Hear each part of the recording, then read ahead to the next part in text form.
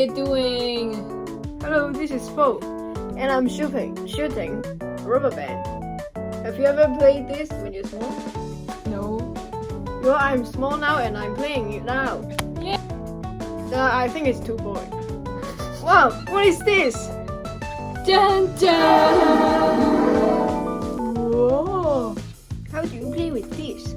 Rubber band. These. Yeah, wrong way.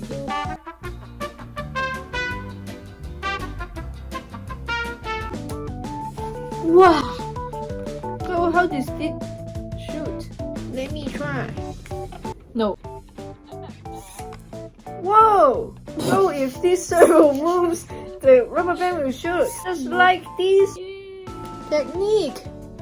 Wow! Can you teach me how to make this canon? Yes, please continue watch the video. I don't want to.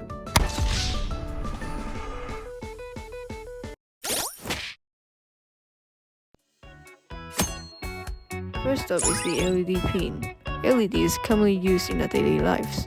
For instance, lighting in buildings and houses, and it's also used as fire alarm lights. LED is most likely to be used with a crash sensor. It detects the data input of either 0 or 1. When it senses pressure, the data input will be changed. Next up is the servo. A servo rotates up to 180 degrees. It's used as the wiper on the windshields of cars to wipe off stains. Car park boom barriers and security cameras are also applications of servo. We use servos in our Canon too.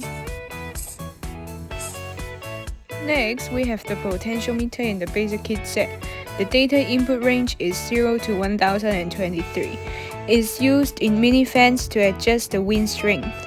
By using the potentiometer, we can set the data input to a more accurate number.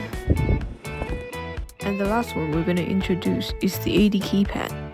It simulates the functions of a game controller. When different buttons are pressed by the player, they can do different things in the game. This is what we call analog read. Each button can represent different data inputs.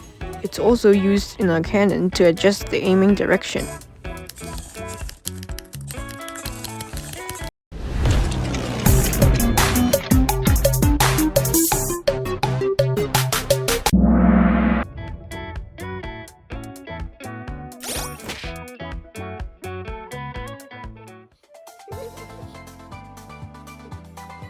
Wow, all the pins look so cool. How did you combine them to make this canon? By coding! Wow, I have no idea how to code all these pins together and make such cool canon. Yes. You know, of course, so you have to continue to watch. Oh, so this is the coding part now. Yeah. Okay, let's watch. Before we start coding, you should make a draft for your project. You can label all your things on this paper and make it look like a list. Just like a shopping list. This is a giraffe. This part can make your coding process easier and you won't get confused with your own codes. You should check if your pins are connected to the microbit correctly before you code too. If you're gonna use pin 0 in your code, remember to do this. If this is your first time using a microbit, you can follow this process and go to the Let's Code BBC Microbit web. Once you're in, you want to go to the Make Code editor and add a project. You see two blocks looking like this, and there are many different blocks you can use. In this project, we're going to use servos, so we're going to go to extensions and click on the servo. Some more block codes will be added to your inventory. So first things first, we're going to make an icon for the microbit so you don't get confused with what you're making and you know when it's turned on. So I'm going to pause after the icon and I'm going to make a variable for the potentiometer. I'll just call it potent. So it's because the potentiometer is not a digital read pin, so you'll have to use the analog read pin code here to detect it. After that, the plot bar graph is used. It can visualize the data input from the potentiometer. We set it up to 1023 is the maximum input of the potentiometer. We use the mapping method here first to convert the potentiometer's data range to a suitable range for the servo. The mapping method is the simplest way for the potentiometer and the servo to work together. Remember that a servo can only move up to 180 degrees. Its maximum value input is that, but the potentiometer is 1023, so we have to normalize the values. Next, I want to make a button so that when I press it, the cannon will shoot a rubber band. I'm gonna set the servo to a random number first, and then pause for half a second, and then go back to normal. So it shoots once, and then it will reload or something like that. Once you're done with your code, hit the download button at the corner. It will pop up this message, and you just gotta go to your download file and pull your file to the microbit. Make sure your microbit is connected to your computer. Give it a second to load. Oh, it's done now. Let's test it. Oh wow, it seems like it's working really well. Oh no, why the two servos move together? Oh no, the servo is moving by itself. Oh, what's happening, bro? I'm not even touching anything. I think the reason is that the potentiometer's data range is too large. The servo cannot locate the accurate value from the potentiometer, so it keeps rumbling between numbers. Oh wow. After the process of trial and error, we finally found a way to make the canon work normally. At last, we used the radio method.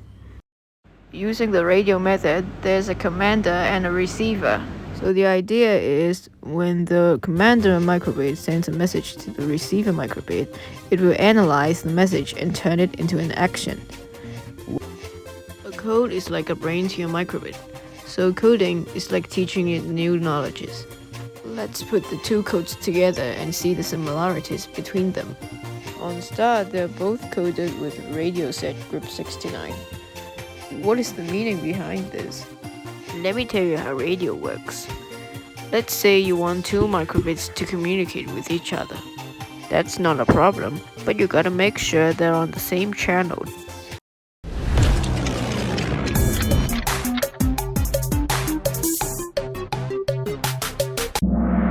The process is just like a boss sends a file to the manager and giving him orders.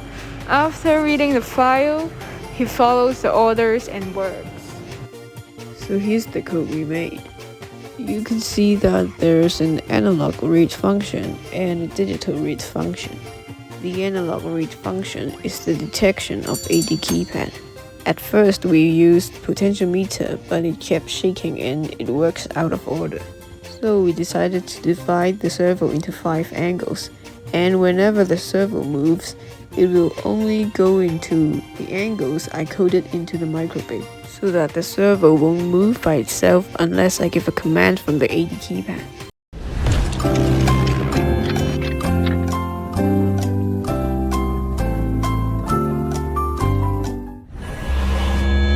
So whenever I press a button on the AD keypad, for example, like I pressed button A on the AD keypad, the servo will only move to angle 1. And when I press button B, it will only turn to angle 2.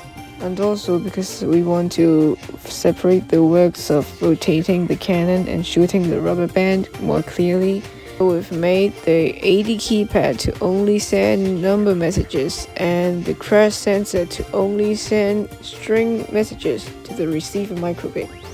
Strings and number messages are two different things, so the works are separated.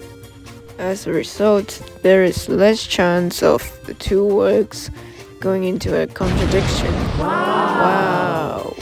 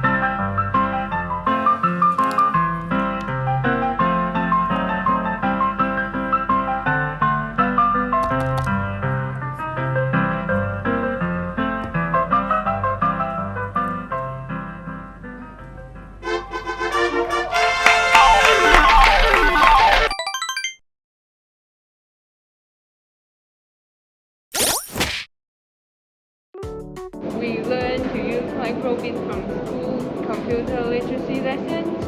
In fact, many schools have started using microbit to teach students.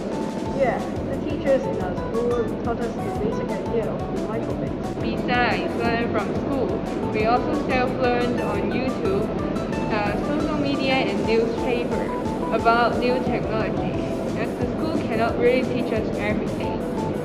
Debugging is one of the skills we learned while doing this project.